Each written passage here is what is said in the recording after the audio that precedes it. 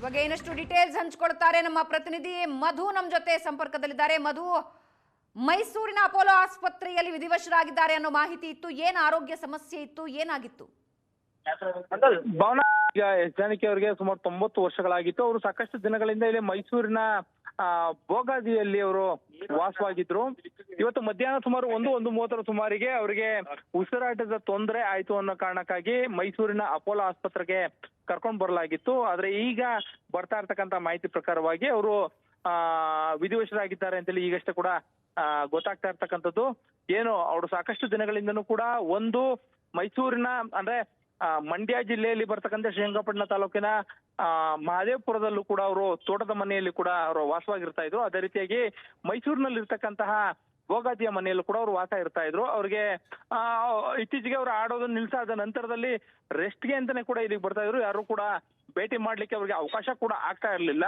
ಆದ್ರೆ ಇವತ್ತು ಬೆಳಗ್ಗೆ ಅವರಿಗೆ ಒಂದಷ್ಟು ಉಸಿರಾಟದ ತೊಂದರೆ ಆಗುತ್ತೆ. ಮಧ್ಯಾಹ್ನದ ವೇಳೆಗೆ ಅದು ಹೆಚ್ಚಾದಾಗ ಮೈಸೂರಿನ ಅಪೋಲೋ ಆಸ್ಪತ್ರೆಗೆ ಅವ್ರನ್ನ ಕರ್ಕೊಂಡ್ ಬರಲಾಗಿತ್ತು. ಆದ್ರೆ ಈಗ ಬರ್ತಾ ಇರ್ತಕ್ಕಂಥ ಈಗ ಸದ್ಯ ಒಂದು ಅರ್ಧ ಗಂಟೆ ಹಿಂದೆಯಿಂದ ಬರ್ತಾ ಇರ್ತಕ್ಕಂಥ ಮಾಹಿತಿ, ಈಗ ಅವರು ಚಿಕಿತ್ಸೆ ಫಲಿಸದೆ ವಿಧಿವಶರಾಗಿದ್ದಾರೆ ಅನ್ನುವಂಥದ್ದು ಸದ್ಯಕ್ಕೆ ಸಿಗ್ತಾ ಇರುವಂತದ್ದು.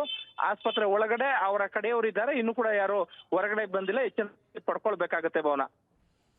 ಎಸ್, ಸುಮಾರು ಎಷ್ಟು ಸಮಯದಿಂದ ಆರೋಗ್ಯದ ಸಮಸ್ಯೆ ಇತ್ತು? ಇತ್ತೀಚಿನ ದಿನಗಳಲ್ಲಿ ಜಾನಕಿಯವರು ಹೆಚ್ಚಾಗಿ ಎಲ್ಲಿ ಕಂಡು ಬರ್ತಿರ್ಲಿಲ್ಲ, ಆದ್ರೆ ಆರೋಗ್ಯದ ಸಮಸ್ಯೆ ಕಾಡ್ತಿತ್ತಾ? ಕುಟುಂಬದಿಂದ ಏನಾದರೂ ಇನ್ಫಾರ್ಮೇಶನ್ ಸಿಗ್ತಾ ಇದೆಯಾ? ಏನ್ ಮಾಹಿತಿ ಸದ್ಯಕ್ಕೆ ಲಭ್ಯ ಆಗ್ತಾ ಇದೆ?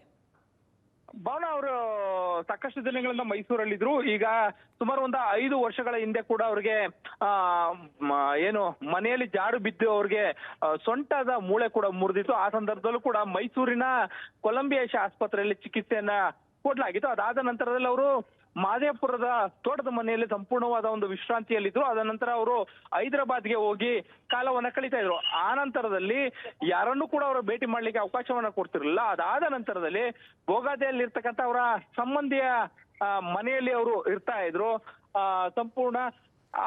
ಅಲ್ಲಿ ಆದ ನಂತರದಲ್ಲಿ ಇವತ್ತು ಅವರಿಗೆ ಉಸಿರಾಟದ ತೊಂದರೆ ಕಾಣಿಸ್ಕೊಂಡಿರ್ತಕ್ಕಂಥ, ಯಾಕಂತಂದ್ರೆ ಅವ್ರಿಗೆ ಸಹಜವಾಗಲೇ 90 ವರ್ಷಗಳಾಗಿತ್ತು. ಅವ್ರು ಎಲ್ಲೂ ಕೂಡ ಜಾಸ್ತಿ ಓಡಾಟವನ್ನ ಮಾಡ್ತಿರ್ಲಿಲ್ಲ, ಏನಿರ್ಲಿಲ್ಲ.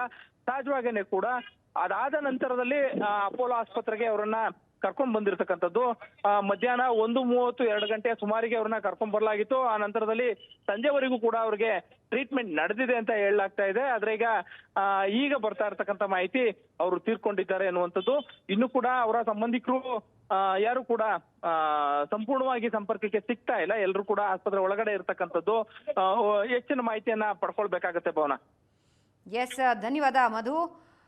ಗಾಯನ ನಿಲ್ಲಿಸಿದ ಗಾನ ಕೋಗಿಲೆ ಹಾಡಿದ್ದು 48,000ಕ್ಕೂ ಹೆಚ್ಚು ಗಾಯನಗಳು, 20ಕ್ಕೂ ಹೆಚ್ಚು ಭಾಷೆ, ವಿದೇಶದ ಭಾಷೆಗಳಲ್ಲೂ ಕೂಡ ಹಾಡಿ ಸೈ ಅನ್ನಿಸಿಕೊಂಡವರು.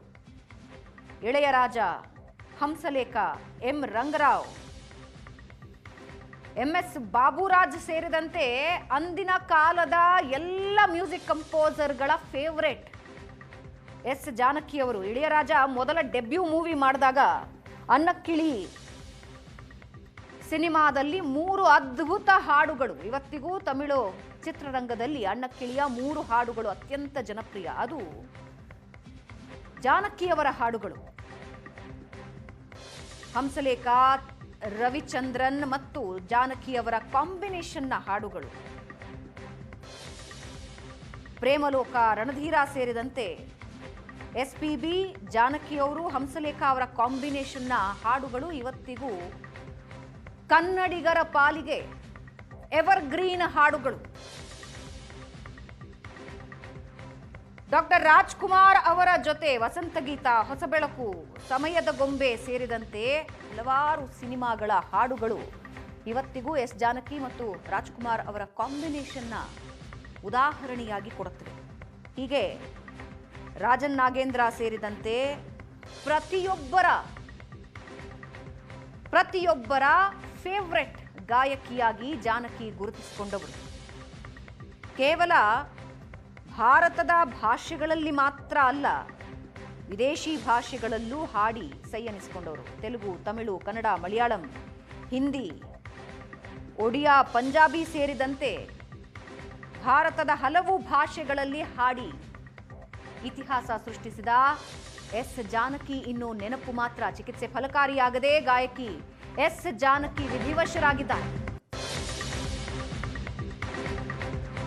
ಅದು ಆಲ್ಬಮ್ ಆಗಿರ್ಲಿ, ಕಿರುತೆರೆ ಆಗಿರ್ಲಿ, ರೇಡಿಯೋ ಆಗಿರ್ಲಿ, ಸಿನಿಮಾ ಆಗಿರ್ಲಿ,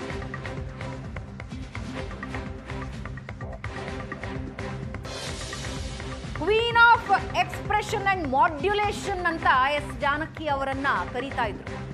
queen of expression and modulation. ಅವರ ಹಾಡಿನ ಶಕ್ತಿ ಅಷ್ಟಿತ್ತು. 88 ವರ್ಷದ ತುಂಬು ಜೀವನ ನಡೆಸಿದ ಎಸ್ ಜಾನಕಿ ಕನ್ನಡ ಭಾಷೆಯಲ್ಲಿ ಅತಿ ಹೆಚ್ಚು ಹಾಡುಗಳನ್ನ ಹಾಡಿದ್ದಾರೆ.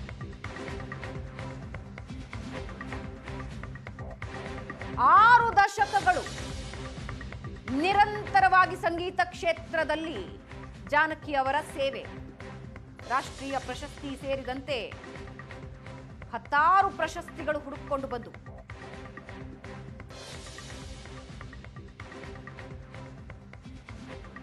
ಪದ್ಮಭೂಷಣ ಸೇರಿದಂತೆ ರಾಜ್ಯೋತ್ಸವ ಪ್ರಶಸ್ತಿಗಳು,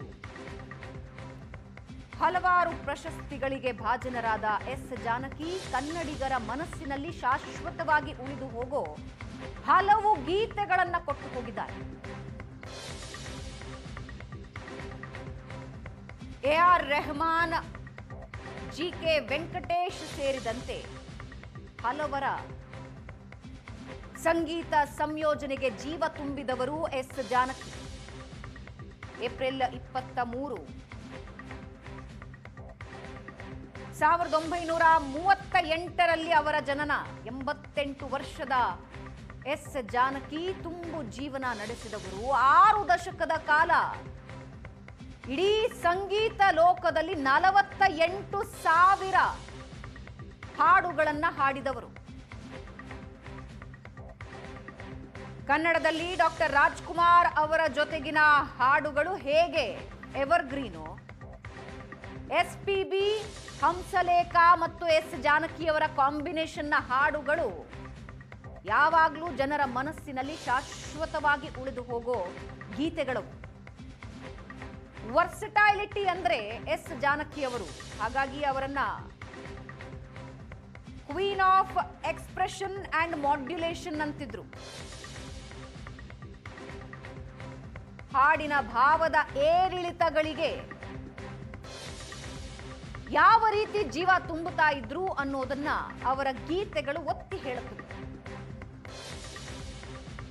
ರಾಜನ್ ನಾಗೇಂದ್ರ, ವಿಜಯ್ ಭಾಸ್ಕರ್ ಸೇರಿದಂತೆ ಎಲ್ಲ ಸಂಗೀತ ಸಂಯೋಜಕರ ಆಯ್ಕೆಯಾಗಿದ್ರು ಎಸ್ ಜಾನಕಿ ಅವರು.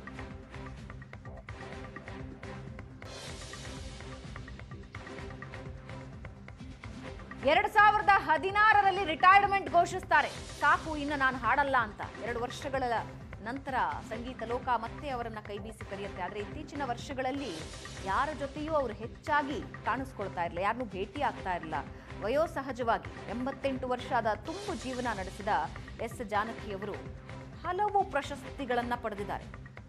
ಹಲವು ರಾಜ್ಯಗಳ ಪ್ರಶಸ್ತಿಗಳನ್ನ ಪಡ್ಕೊಂಡಿದ್ದಾರೆ.